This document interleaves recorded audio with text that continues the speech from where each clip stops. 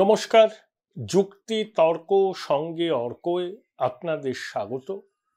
আপনাদের সঙ্গে আমি অর্কপ্রভ সরকার।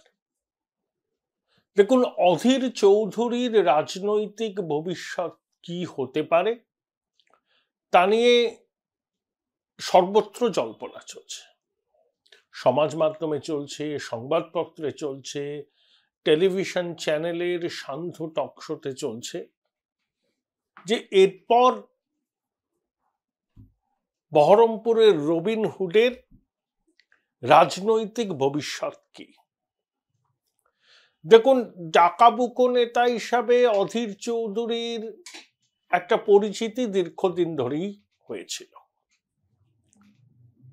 ছাত্রাবস্থায় নকশাল আন্দোলনের সঙ্গে যুক্ত হন, পরবর্তীকালে রাম চ্যাটার্জির মার্ক্সবাদী ফরওয়ার্ড ব্লকের সঙ্গেও তিনি যুক্ত ছিলেন। বহরমপুরের প্রবাদ প্রতিম আরএসপি নেতা ডাকু চৌধুরীর নির্বাচনের কাজেও তাকে দেখা গেছে। এমনকি যে দেবব্রত বন্দ্যোপাধ্যায় আরএসপি রাজ্য সম্পাদক ছিলেন, 24 বছর মন্ত্রী ছিলেন, তার নির্বাচন পরিচালনা করতেও অধীর বাবুকে দেখা গেছে। কিন্তু তারপর অধীর কংগ্রেসে আসেন, নবগ্রাম থেকে নির্বাচনে জেতেন বিধানসভায়। তারপর ওই 99, 2004, 9, 14, 19, 5বার মানে 25 বছর লোকসভার সদস্য, রেল দপ্তরের প্রতিমন্ত্রী হয়েছিলেন, কংগ্রেসের লোকসভায় দলনেতা হয়েছিলেন, পিএসসির চেয়ারম্যান হয়েছিলেন। কংগ্রেসে থাকাকালীনই তার সঙ্গে মমতা বন্দ্যোপাধ্যায়ের সম্পর্ক তিক্ত হয়েছিল, সেই সম্পর্ক কখনো চোরা লাগেনি। এখন অধীর চৌধুরীকে কংগ্রেসের মল্লিকার্জুন খার্গে, জয়রাম রমেশ, কেসি বেণুগোপাল সবাই কার্যত অপমান করছেন। অধীর চৌধুরী দিল্লিতে গিয়েছেন, সোনিয়াজির সঙ্গে দেখা করেছেন, কিন্তু খার্গে সাহেবের সঙ্গে তার দেখা এখনো হয়নি সময় অভাবের জন্য। অধীর চৌধুরী যদি জিততেন তাহলে খার্গে সাহেব এত সময়ের অজুহাত দিতেন না। আসলে এই বেণুগোপাল, জয়রাম রমেশ, তারপরে মনিকাম টেগর জিতেছেন কংগ্রেসের এবারও। অধীর চৌধুরী লোকসভায় কংগ্রেসের দলনেতা হচ্ছেন 19 সালের পর, এটা তারা কেউ ভালোভাবে নেননি। এবং যেটা বলে কাঠি করা, সর্বত্র কাঠি করেছেন অধীরকে, যাতে তাকে ওই পদ থেকে সরিয়ে দেওয়া হয়। কিন্তু রাহুল গান্ধীর খুব বিশ্বাসভাজন ছিলেন অধীর, 10 নম্বর জনপথেরও। সেই জন্য বেণুগোপাল, মনিকাম টেগরের চক্রান্ত কাজে লাগেনি। কিন্তু অধীর এখন নির্বাচনে হেরে গেছেন, তাই তারা আপার হ্যান্ড নিচ্ছেন। দেখুন, অধীর চৌধুরী সিপিএম এর সঙ্গে সমঝোতা করে ভোটে লড়বেন, এটা কেসি বেণুগোপাল চাননি, কারণ তার নিজের রাজ্য কেরলে বামেদের সঙ্গে তাকে লড়াই করতে হয়। আর জয়রাম রমেশ, মনিকাম টেগর, খার্গে, কেসি বেণুগোপাল, মমতা ব্যানার্জির একটু অনুগ্রহ পেলে এরা মনে করেন তাদের জীবন ধন্য। সেখানে রাজ্যে কংগ্রেস অন্তর্জনী যাত্রা সুগম হোক, এসব নিয়ে তাদের কোনো ভাবনা চিন্তা নেই। তারা মমতা বন্দ্যোপাধ্যায়কে তুষ্ট করতে পারলেই মনে করেন তাদের জীবনের একটা বড় অ্যাচিভমেন্ট। কিন্তু সেখানে অধীর চৌধুরী স্টাম্বলিং ব্লক। তা তৃণমূল প্রার্থীর কাছে অধীর বাবু হেরে গেছেন। এখন অপূর্ব সরকার থেকে শুরু করে অনেক নেতা বলছেন যে মমতা অভিষেকের সঙ্গে অধীর বসুন, একসঙ্গে কাজ করা যাক বাংলার উন্নয়নের স্বার্থে। এগুলো হচ্ছে না কাটা খায়ে নুনের ছেটা দেওয়ার মতো। তারা সবাই জানেন অধীরবাবু রাজনীতি ছেড়ে দিতে পারেন, কিন্তু কোনো অবস্থাতেই তিনি তৃণমূলের পতাকা নেবেন না। রাজনীতি সম্ভাব্যতার শিল্প, এই আপ্তবাক্যটা আমরা সবাই জানি, কিন্তু এই বিষয়ে অন্তত বাজি ধরে বলা যায় অধীরবাবু রাজনীতি ছেড়ে দিয়ে বসে থাকবেন, সাধারণ কংগ্রেস কর্মী হিসাবে থাকবেন বা রাজনীতি করবেন না, কিন্তু কোনো অবস্থাতেই তৃণমূল কংগ্রেসে যুক্ত তিনি হবেন না। দেখুন, অধীর চৌধুরী যখন সোনিয়া গান্ধীর সঙ্গে দেখা করলেন দিন কয়েক আগে, তখন তিনি তার ক্ষোভের জ্বালামুখ খুলে দিয়েছিলেন। তিনি 3-4টে কারণ সোনিয়াজির সামনে তুলে ধরেন তার পরাজয়ের পিছনে। এক, পুলিশ প্রশাসনকে ব্যবহার করে রাজ্যের শাসক দল কংগ্রেসের কর্মীদের উপর প্রবল চাপ সৃষ্টি করেছিল যাতে তারা অধীর বাবুর হয়ে নির্বাচনী কাজে যুক্ত না হতে পারেন। 2, তীব্র ধর্মীয় মেরুকরণ হয়েছিল। 3, কংগ্রেসের লোকজনও চাননি অধীর বাবু জিতুন, তার রিসোর্স ক্রাঞ্চ হয়েছিল, সেভাবে কেউ প্রচারেই আসেনি। যদিও অধীর বাবু কখনোই সেরকম ভাবে চাইতেন না যে তার হয়ে প্রচারে কংগ্রেসের হাইকমান্ডের কেউ আসুক। তার বক্তব্য ছিল যে সোনিয়াজি, রাহুল গান্ধী এলে তাদের প্রচার, তাদের জনসভা, সেই জনসভার প্রস্তুতি, প্রভূত খরচ, তো অনেক নির্বাচনের সময় বেশি দিন তো থাকে না প্রচারে, 2-3টে দিন নষ্ট হয়ে যায়। তাই অধীরবাবু নিজের কনফিডেন্স ছিল যে ওনারা না আসলেও তিনি জিতবেন। এবারও বহরমপুর থেকে 10,000 লিড তিনি পেয়েছেন। 2019-এ সেই লিডটা ছিল অনেক, 70-75,000। সেই জন্য 2019-এ অধীরবাবু জিততে পেরেছিলেন। কিন্তু এবার বহরমপুর শহরে তার লিড কমে যাওয়ায় অধীরবাবু শেষ পর্যন্ত জিততে পারেননি। এটা হচ্ছে বাস্তব। তা সোনিয়া গান্ধীকে এই কথাটা বলেছিলেন, অর্থাৎ কেসি বেণুগোপাল, জয়রাম রমেশ যে দীর্ঘদিন ধরে তার পিছনে পড়ে রয়েছেন, কার্যত কাঠি করছেন, সেটা সোনিয়াজিকে অধীর জানান। কিন্তু সোনিয়াজির হাত পা বাঁধা, কারণ ছেলেকে প্রধানমন্ত্রী করতে হলে তৃণমূল কংগ্রেসের সহায়তা তার দরকার। তাই অধীর বাবুর বক্তব্য শুনে হয়তো শুকনো সহানুভূতি জানিয়েছেন, এছাড়া তার কাছে করণীয় কিছু নেই। এই মুহূর্তে তিনি মমতা বন্দ্যোপাধ্যায়কে কোনোভাবেই হোস্টাইল করতে চাইবেন না। এক, সংসদে বিজেপি বিরোধী লড়াইটাকে জোরদার করা, ইন্ডিয়া জোটে স্থায়িত্বকে টিকিয়ে রাখা, এবং 2026 সালে মমতা দয়া দাক্ষিণ্য করে কয়েকটা আসন যদি কংগ্রেসকে ছেড়ে দেয়, তাহলে কংগ্রেসের এই শূন্য দশা কাটতে পারে, পরিষ্কার হিসেব। তাহলে এই হিসেবে অধীর বাবুর কোনো জায়গা নেই। Join Indian Institute of Hotel Management now. Right choice, right decision. এখন 2019 সালে লোকসভা নির্বাচনে জেতার পর অধীর বাবুকে কে প্রথম ফোনটা করেছিলেন? Hold your breadth. সোনিয়াজি করেননি, রাহুল গান্ধী করেননি, করেছিলেন নরেন্দ্র মোদী। অধীর বাবুর এই মাটি কামড়ে থেকে লড়াই করার মানসিকতাকে তিনি কুর্নিশ করেছিলেন। সংসদে যতই বাগবিতণ্ডা হোক না কেন, মোদিজি অধীর বাবুকে ব্যক্তিগত স্তরে পছন্দ করেন, এবং অমিত শাহের সঙ্গেও তার একটা যোগাযোগ আছে। অধীর বাবু যখন লোকসভায় প্রথমবার যান, যোগী আদিত্যনাথও প্রথমবার তখন সংসদে আসেন। দুজনের মধ্যে একটা ব্যক্তিগত মধুর সম্পর্ক গড়ে ওঠে। দুজন দুটো দল করলে পরে কি হবে, তাদের ব্যক্তিগত সম্পর্ক এখনো অটুট রয়েছে। 2018 সালে মুকুল রায় যখন যোগ দিলেন বিজেপিতে, তিনি বহরমপুরে অধীর বাবুর বাড়ি গিয়েছিলেন। অমিত শাহের বার্তা নিয়ে অধীর বাবু বিজেপিতে স্বাগত।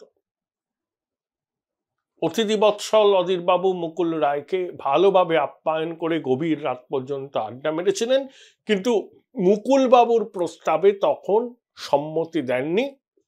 2019-এ কঠিন লড়াই করে অধীর বাবু জিতেছেন। কিন্তু এখন পরিস্থিতি সম্পূর্ণ বদলে গেছে। কংগ্রেসে তিনি ব্রাত্য, তাই কংগ্রেসে অধীর বাবুর পক্ষে আর নতুন করে রাজনীতি শুরু করা সম্ভব নয়। ইতিমধ্যে বিজেপি তাকে অফার করে দিয়েছে, বিপ্লব দেব লোকসভায় নির্বাচিত হয়েছেন ত্রিপুরা থেকে, রাজ্যসভার আসনটা খালি, সেখান থেকে অধীর বাবু চাইলে পরে বিজেপি তাকে মনোনয়ন দিতে পারে। আবার 2026 সালে ফেব্রুয়ারি মাসে পশ্চিমবঙ্গে বেশ কয়েকটি রাজ্যসভার আসন খালি হচ্ছে। বিকাশ ভট্টাচার্যের মেয়াদ শেষ হচ্ছে। সিপিএম এর পক্ষে আর কাউকে জিতিয়ে আনা সম্ভব নয়, সেই আসনটা বিজেপির ঘরেই যাবে। অধীরবাবু সম্মত হলে পশ্চিমবঙ্গ থেকেও তিনি রাজ্যসভায় যেতে পারেন। অধীরবাবুকে বিজেপির শীর্ষ নেতৃত্ব স্বাগত জানাতে তৈরি। এখন মাইন্ড মেকআপ করতে হবে অধীর চৌধুরীকে। অনেকগুলো সম্ভাবনা অধীরবাবুর সামনে আছে। দেখুন, এরা বলা যায় সম্ভাবনাগুলো কি। তিনি দীর্ঘদিন ধরে কংগ্রেস করছেন, এই অবস্থায় আর কংগ্রেস ছাড়লেন না, সক্রিয় রাজনীতিতে রইলেন না, মিটিং মিছিলে ডাকলে গেলেন এই। আর রাহুল গান্ধী যদি তাকে কোনো সাংগঠনিক পদ দিল্লিতে দেন সেটা অন্য কথা, সেটা সান্ত্বনা পুরস্কার হবে। 2, তিনি বিজেপিতে যোগ দেবেন। দেখুন, মুর্শিদাবাদ, মালদা, উত্তর দিনাজপুর, বীরভূমের একটা পার্ট যেখানে অধীরবাবুর জনসমর্থন আছে, আবার সেখানে সংখ্যালঘু জনসংখ্যাও বেশি। অধীরবাবুকে একটা ধর্মনিরপেক্ষ রাজনৈতিক ব্যক্তিত্ব বলে মুর্শিদাবাদ, মালদা, দিনাজপুর, বীরভূমের সংখ্যালঘু মানুষেরা মনে করতেন। যেই অধীরবাবু বিজেপির পতাকাটি হাতে নেবেন তখন এই সংখ্যালঘুরা অধীরবাবু থেকে দূরে সরে যাবে। আর অধীরবাবু তো বিধানসভায় দাঁড়াবেন না, তাহলে বিজেপিতে যোগ দিলে তার নিজস্ব যে ভিত্তি মুর্শিদাবাদ, বীরভূম, মালদা, সেই ভিত্তিতে এরা ধাক্কা খাবে। কিন্তু অধীরবাবু যদি বিজেপিতে যোগদান করেন মনস্থির করে, তাহলে সারা বাংলা জুড়ে তিনি রাজনীতি করার পরিসরটা পাবেন। অনেকে অধীরবাবুকে বলেন যে উনি মুর্শিদাবাদের বাইরে কিছু ভাবতে পারেন না, উনি বোঝেন না যে পশ্চিমবঙ্গ প্রদেশ সভাপতি পদের গুরুত্ব কতটা, সবকিছুই তার খুব প্যারোকিয়াল। এখন বিজেপিতে যদি তিনি যোগ দেন তখন তাকে কিন্তু সারা বাংলা জুড়ে বিজেপি কাজে লাগাবে। কারণ কি? কারণটা খুব সিম্পল। অধীরবাবুর মমতা বিরোধী অবস্থান সর্বজন বিদিত এবং সেই অবস্থান এক ফোঁটা লঘু হয়নি। এটাই বিজেপির কাছে অধীরবাবুর ইউএসপি। কিন্তু নিজের জেলায় তখন অধীরবাবুর পক্ষে নির্বাচনী রাজনীতি করা অসুবিধা হবে। তিনি 5 বারের সাংসদ, বিধায়কও হয়েছেন জেলা থেকে। এখন যদি প্রেক্ষিতটা বড় পান তাহলে তো অসুবিধা নেই। দেখুন, অতীতে কংগ্রেস থেকে বিজেপিতে যোগ দিয়ে গুরুত্বপূর্ণ দায়িত্ব অনেকেই পেয়েছেন। সাম্প্রতিক অতীতে মহারাষ্ট্রের প্রাক্তন মুখ্যমন্ত্রী অশোক চৌহান, তিনি রাজ্যসভায় গেছেন। জ্যোতিরাদিত্য সিন্ধিয়া আবার মন্ত্রী হয়েছেন। জিতেন্দ্র প্রসাদ, তিনি এবার এই ক্যাবিনেটে মন্ত্রী হয়েছেন। আমাদের পড়োশী আসামের হেমন্ত বিশ্ব শর্মা দীর্ঘদিন ধরে কংগ্রেস করেছেন, কিন্তু বিজেপিতে গিয়ে সম্মান স্বীকৃতি দুটোই পেয়েছেন। তাই অধীরবাবু মনস্থির করলে বিজেপি তাকে সম্মানও দেবে, স্বীকৃতিও দেবে, এবং মমতা বিরোধী তার যে রাজনৈতিক অবস্থান, সেই রাজনৈতিক অবস্থানকে কাজে লাগাবে এবং কংগ্রেসের সর্বভারতীয় নেতৃত্বকেও বার্তা দেবে যে তোমাদের একগুঁয়েমির জন্য, তোমাদের অদূরদর্শিতার জন্যই একে একে নিভিছে দেউটি। সেই জন্য হেমন্ত বিশ্ব শর্মা দল ছেড়েছেন, সেই জন্য জ্যোতিরাদিত্য সিন্ধিয়া দল ছেড়েছেন, সেই জন্য জিতেন্দ্র প্রসাদ দল ছেড়েছেন, সেই জন্য মিলিন্দ দেওরা দল ছেড়েছেন। যদি অধীরবাবু যান তখন গেরুয়া শিবির বলবে যে অধীর চৌধুরী হলো সর্বশেষ নিদর্শন। আর একটা সম্ভাবনা, আমি মনে করি না সেই সম্ভাবনা আদৌ আছে, কিন্তু বলছি, সেটা হচ্ছে আলাদা দল করা। অধীরবাবু 68-69 বছর বয়স, আলাদা দল করে বামপন্থী আইএসএফ সঙ্গে একটা জোট করলে কংগ্রেস ওরা লক স্টক এন্ড ব্যারেল সেই দলে চলে আসবে। মানে অজয় মুখার্জি টাইপের বাংলা কংগ্রেস, বা সোমেনদা যারা করেছিলেন ইন্দিরা কংগ্রেস, কিন্তু ধোপেটা কেনি সেটা। প্রণববাবু একবার করেছিলেন রাষ্ট্রীয় সমাজবাদী কংগ্রেস, তারপরে প্রণববাবু শেষের দিকে তিনি যে দল করেছিলেন এবং সেই দলের নাম কি ছিল সেটাই মনে রাখতে পারতেন না। দেখুন, একটা দল গঠন করা, স্বপ্ন দেখা খুব সহজ, সেটাকে বাস্তবায়িত করা খুব কঠিন। প্রথম কথা দরকার হচ্ছে রিসোর্স। দল তৈরি করে চালাতে গেলে, নির্বাচনে প্রতিদ্বন্দ্বিতা করলে প্রচুর টাকার দরকার হয়। সেই টাকার জোগাড় করা কি সম্ভব অধীরবাবুর পক্ষে? এবং আরেকটা প্রতিবন্ধকতা হচ্ছে, তিনি যদি 50-এর কোঠায় থাকতেন তাহলে এই রাজনৈতিক কি বলবো আর কি, নতুন জার্নিটা শুরু করতে পারতেন। কিন্তু সত্তর ছুঁই অধীরবাবুর পক্ষে এই নতুন পলিটিক্যাল ভেঞ্চারে যাওয়া কি আদৌ সম্ভব?